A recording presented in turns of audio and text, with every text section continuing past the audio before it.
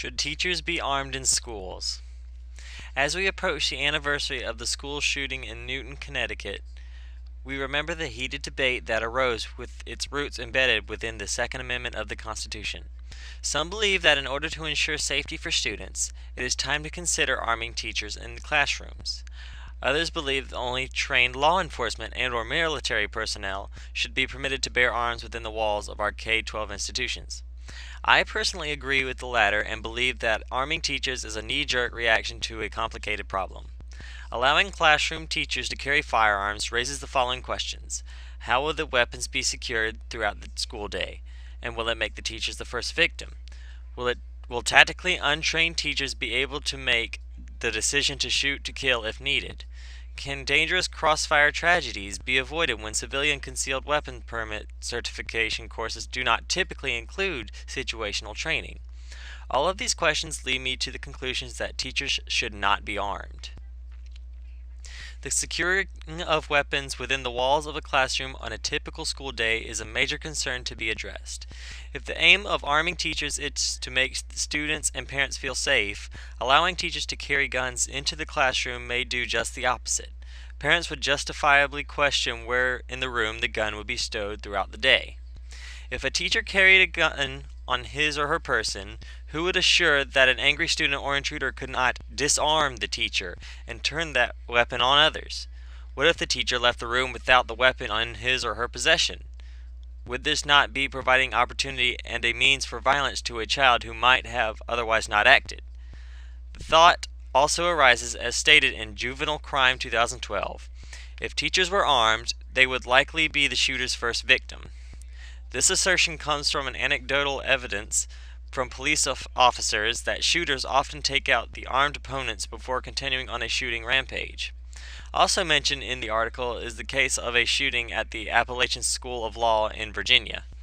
The shooting only ended when the shooter ran out of bullets and an unarmed student tackled him, not when those with guns confronted him. Further, in the same Juvenile Crime 2012 article, it was suggested that teachers can hardly be expected to outdraw surprise assailants like in some Wild West gunfight fantasy. Assailants might also respond to armed teachers by increasing their own firepower or wearing flak jackets, such as bulletproof vests. These types of unintended consequences in heightened situations can come from making hasty legislative decisions in response to tragedy. Serious consideration must be given to the question of whether teachers, who generally enter the profession because of a compassion and concern for children, would be able to pull the trigger on a young person or intruder in a crisis situation. In an Education Week article, Texas concerned parent Tracy McKay stated after she discovered teachers in her child's school were allowed to carry weapons, "Even police officers need years of training in hostage situations." Teachers with only concealed weapon permits do not have the extensive training needed to make high-stress, life and death decisions in their classrooms. Police officers often struggle with pulling the trigger, and this is a daily expectation of their profession. Educators simply should not be placed in the position to end a life, even in the defense of the students in their care. The question also arises regarding the level of threat by a student. In Juvenile Crime 2012, the author convincingly argues this point by asserting, in one recent school year, 2,143 elementary or secondary school students were expelled for bringing or possessing a firearm at school. In how many of those instances would an armed teacher have been tempted to shoot the student because of a perception of danger? Recently enacted laws lowering the threshold for CCW, carrying a concealed weapon, licensees to shoot others with their firearms have led to a host of unwarranted shooting incidents. Even trained police officers have shot people they momentarily thought were dangerous who turned out not to be. And what about fist or knife fights that occur at schools? Should teachers be drawing their guns and trying to intercede? All of these questions have serious merit and further the argument that allowing teachers to carry weapons in schools may have serious and frightening repercussions. As it was written in the article in the Portland Press Herald, efforts should be focused on stopping violence, not adding to it. This is exactly what could happen in a crossfire situation that may result from arming teachers who are not trained in tactical, high-stress shooting situations.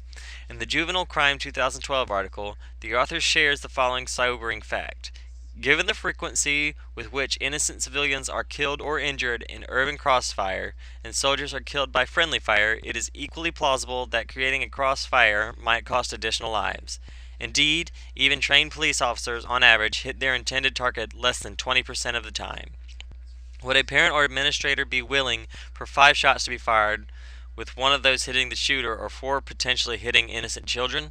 These questions must be raised and answered before untrained citizens are allowed to carry weapons into our schools with the hope that they will be helpful and not harmful. As anyone can see, too many questions remain regarding the safety and potential effectiveness of arming teachers. Most educators did not enter the profession to become security guards with fortresses as their classrooms. Unless school districts are prepared to tactically train all armed teachers in hostage and high-stress situations, crisis could be escalated rather than de-escalated. Well stated in Tulsa World, Tulsa Schools Police Chief Gray Rudick reminds education leaders, safety is everyone's business, but security should be left to the professionals. I hope that the decisions regarding this issue will be carefully weighed and that legislators and school officials will carefully consider the potential negative ramifications of arming teachers.